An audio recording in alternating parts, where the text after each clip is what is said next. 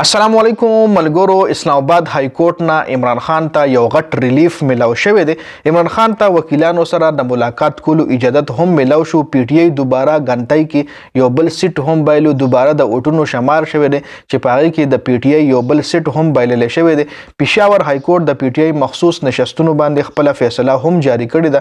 د نشستونو د مخصوص نشستونو څه فائدې دي په هغه باندې هم لږ ډېره خبره کوو، چونکې په دې باندې الریډي یو ډیټیل ویلوګ ما جوړ کړو.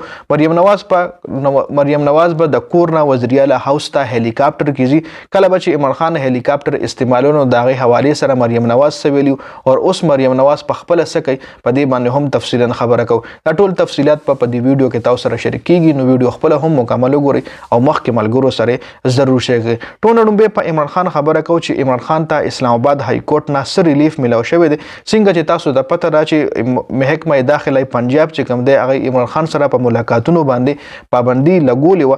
هغې نوټیفیکیشن هم جاری شوی چې د هغه نوټیفیکیشن بیا د عمران خان وکیلانو په اسلام آباد های کورټ کې چیلنج کړی و چې په هغې اسلام آباد های کورټ خپله فیصله جاری کړې ده. اسلام آباد های کورټ دا حکم جاری کړو چې د عمران خان وکیلان دې نیمه ګنټه کې دننه خپل طریقې کار وښیي. هغې نه پس د عمران خان څلور وکیلان چې کوم دي هغې عمران خان سره ملاقات هم کړی دی چې په دغه وکیلانو کې سیر افضل مروت او بیرستر ګوهر علي خان صاحب او عمر نیازي او لطیف کوسا دا څلور غټ وکیلان د عمران خان سره ملاقات کړی دی. خپل طریقې کار چې کوم دی هغه به د اسلام آباد های کورټ له شو کوي.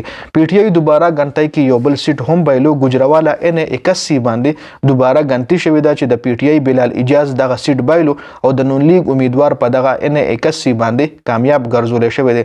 چونکې څو ورځې مخکې دا انکشافات هم شوي وو چې جیلي اوټونه اچول کیږي او بیا به دوباره غنټي کیږي او دغه غنټای کې به د پی ټی آی امیدوار فیل کیږي. نو بالکل هماغه شان وشوه. عمر ایوب هم پرون اسمبلی کې ویلي وو چې موږ ته دا اطلاع راغلی ده چې الیکشن کمیشن به موږ نه مزید 20 سیټونه اخلي او د هغې نه او هغه به نون لیگ ته ورکوي. د پی ټی آی مزید 20 سیټونه به کمیږي او هغه 20 سیټونه به نون لیگ ته ورکړل کیږي.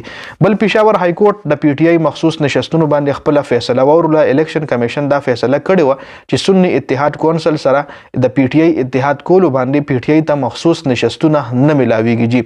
پی ټی آی ته مخصوص نشستونه ځکه نه ملاویږي چې دا کومه سنی اتحاد کونسل پارټي ده وایي دا پارلیماني پارټي نه ده. دا الیکشن کمیشن هم فیصله کړې وه چې په هغې باندې پېښور های کورټ هم خپله فیصله ورولې ده. پېښور های کورټ ویلي دي چې پی ټی آی دغه درخواست چې کوم هغه پېښور های کورټ کې جمع کړی او پی ټی آی دغه درخواست پېښور های کورټ مسترد کړی دی جی او فیصله یې کړې ده چې سنی اتحاد کونسل پارلیماني پارټي نه ده. د هغې په اسمبلی کې یو سیټ هم نشته دی، نو د هغې په وجه پی ټی آی ته یا دغې پارټۍ ته مخصوص نشستونه نشي میلاوېدی. لکه اوس مخصوص نشستونه پی ټی آی ته نه میلاویږي نو د دې ډېر زیات نقصانات دي. ځکه په سینټ کې چې کوم الیکشن کیږي نو بیا هغې کې هم پی ټی آی حصه نشي اخیستی. نور هم داسې څه غټې خبرې دي چې بیا پی ټی آی سره چې مخصوص نشستونه نه وي نو بیا پی ټی آی د هغې دپاره اهل نه ده جي. بل مریم نواز به د کور نه هلیکاپټر په ذریعه وزیر اعلی هاوس ته ځي. وزیر اعلی هاوس چې کوم پنجاب دی هغې له به ځي. پنجاب حکومت دا فیصله کړې ده چې مریم نواز به د کور نه وزیر اعلی هاوس ته هلیکاپټر کې ځي. چونکې تاسو له دې یاد شي چې په 2021 کې کله عمران خان هلیکاپټر استعمالونو دې حوالې سره مریم نواز یو ټویټ کړو. مریم نواز ویلي و چې هلیکاپټر په ذریعه یو دربار نه بل دربار ته سفر کولو ولا ته څه پته ده چې دا سرکاري خرچ په دې څومره کیږي، مطلب په دې څومره پیسې لګي او د پاکستان غریب عوام دی دا ټایم په پاکستان څه تیریږي او د هغې پرایم منسټر هلیکاپټر استعمالوي.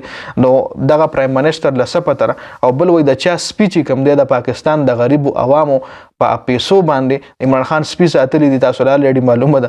نو هغې پکې هم خپل ټویټ کې منشن کړي چې د هغه سپي هم د پاکستان د غریبو عوامو په پیسو باندې غوښې خوري. نو دغه پرایم منسټر له هغه ټایم کې به عمران خان د ریاست مدینه خبره کوله. نو د له پکار چې د ریاست مدینه خبرې نه کوي ځکه د پاکستان غریب عوام دی او د هغې پرایم منسټر هلیکاپټر کې ګرځي. نو سدیزي کې دا سوال پیدا کیږي چې آیا د پاکستان عوام اوس مالداره شو یا پاکستان ترقي وکړه. د عمران خان په وخت کې چې کله هلیکاپټر استعمالېدو نو هغه ټایم کې د پاکستان غریب عوامو او اوس چې مریم نواز په خپله استعمالوي نو آیا پاکستان ترقي کړې ده که نه او پاکستان عوام چې کوم دی هغوی مالداره شوي ځکه د هغوی وزیر اعلی چې کوم دی هلیکاپټر استعمالوي. نو دا راسره تاسو په کمنټ کې شریک کړئ. ډېره زیاته مننه جي. والسلام.